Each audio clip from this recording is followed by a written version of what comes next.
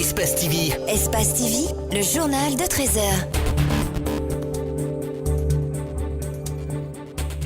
Vous êtes sur Espace TV, il est 13h. Bonsoir et bienvenue dans cette édition dont voici les principaux titres. Il n'était encore pas né il y a 60 ans, mais l'histoire et l'amour de la patrie ont amené plusieurs jeunes à célébrer l'an 60 du référendum du 28 septembre 1958, date historique pour la Guinée qui a voté non à la domination coloniale française. Le port de Lagos, vital pour le Nigeria, perturbe profondément l'économie et pour cause des routes truffées de nids de poules, des camions à l'arrêt sur des dizaines de kilomètres et des conteneurs qui mettent des semaines à être dédouanés.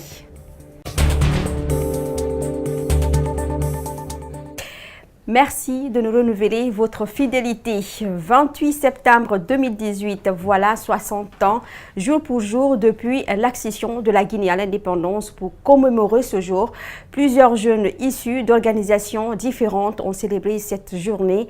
Ils ont organisé un carnaval qui est parti du stade du 28 septembre jusqu'au Palais du Peuple. Nos reporters Abdourahmane Ba et Alseni Kamara y étaient pour vous suivre. Le stade du 28 septembre, un endroit idéal pour célébrer le non à la communauté française lors du référendum du 28 septembre 1958. 60 ans après, la nouvelle génération n'exprime aucun regret. Au contraire, elle assume cette idéologie prônée par le président Ahmed Sékou Touré. Nous avons dit non en 1958. Aujourd'hui, après 60 ans, nous répétons le non. Donc il faut faire comprendre que nous sommes prêts à assumer. Si le vote était à reprendre, le Guinéen aujourd'hui allait dire non. C'est l'illustration que vous venez de voir. C'est les jeunes qui commandent. Les jeunes sont convaincus que l'indépendance, la responsabilité et la dignité doivent s'assumer. Aujourd'hui, nous sommes prêts à assumer. Nous sommes prêts à dire à ceux qui sont en train de nous gérer qu'il faut avoir des attitudes de dignes, des attitudes de correctes pour que le pays puisse sortir de l'homme. Si cette décision est assumée par la plupart de ces jeunes, aujourd'hui les Guinéens font face à une autre réalité, celle des divisions ethniques. Nous, jeunes, nous avons pour mission de faire de sorte que nos familles se réconcilient. Nous avons pour mission de faire de telle sorte que le peuple ne voit pas le Malinké comme un Malinké, mais que le Malinké regarde le peuple étant un homme, un Guinéen, tout court. Le 28 septembre est une date marquante dans un double sens. Elle rappelle les massacres du 28 septembre 2009 au stade du même nom. À ce sujet, Sékou Koundouno, activiste de la société civile, a sa proposition. Une junte militaire a commis des bavures. C'est à l'État d'instaurer au fait la justice sociale, la justice pour tous. Ceux qui ont perdu leur âme, qui ont été violés à une date que nous savons tous, nous demandons à l'État de prendre toutes ses responsabilités afin d'instaurer la justice. Ce carnaval a démarré au stade du 28 septembre et s'est terminé par plusieurs activités au Palais du Peuple. Gel de salaire dans le secteur de l'éducation. Le syndicat national de l'éducation apporte son soutien aux concernés par cette situation. Dans la même adresse, le SNE interpelle aussi l'État sur le cas des enseignants dont le salaire a été gelé à la suite du contrôle conjoint du ministère de l'Éducation et celui de l'administration. Je vous propose de suivre son porte-parole au micro de Djibril Bar. Le syndicat national de l'éducation, SNE, soucieux du bien-être de l'enseignant, de la formation de nos enfants et de la quiétude sociale, constate avec amertume que parmi les 11 148 cas de supposés fictifs détectés, il existe un bon nombre important d'enseignants en activité victimes du blocage de leur salaire à la fin de ce mois de septembre 2018. Ainsi, le SNE interpelle l'État à prendre une décision urgente pour la satisfaction des enseignants dans les cas suivants. La régularisation et la clarification de la situation des enseignants victimes d'anomalies lors du contrôle d'identification. La bancarisation des salaires de tous les nouveaux enseignants désireux de le faire. En outre, le SNE demande à la partie gouvernementale d'ouvrir des couloirs de négociation dans un bref délai autour des points suivants. L'adaptation du statut particulier de l'enseignant aux réalités socio-économiques de la nation énumérées ci-dessous. l'augmentation des primes de transport dans un bref délai, l'augmentation des primes de logement, l'augmentation des primes de préparation.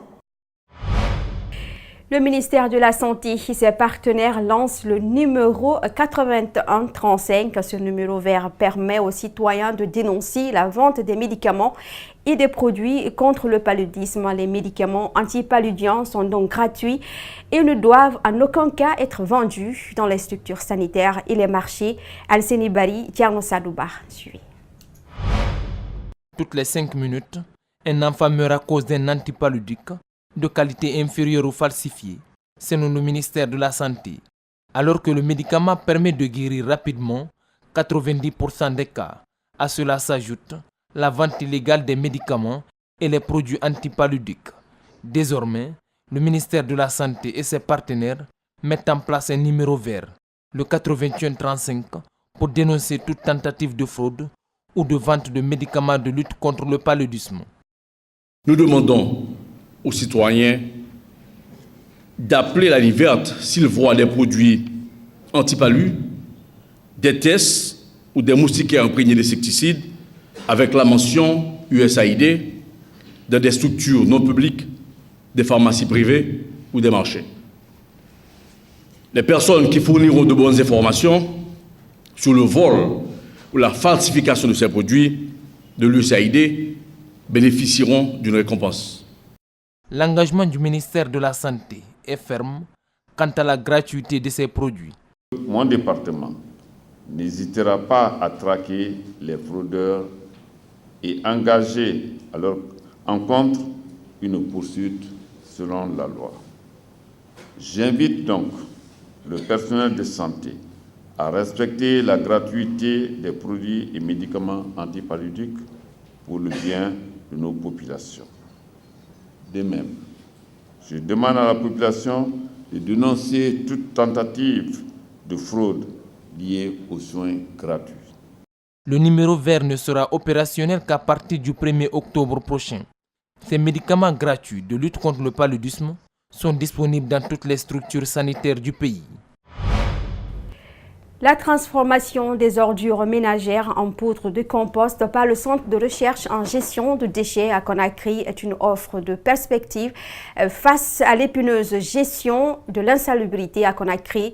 Le Centre de recherche en gestion des déchets offre une alternative innovante dans la gestion des déchets à Conakry, un sujet de Fabarakoni.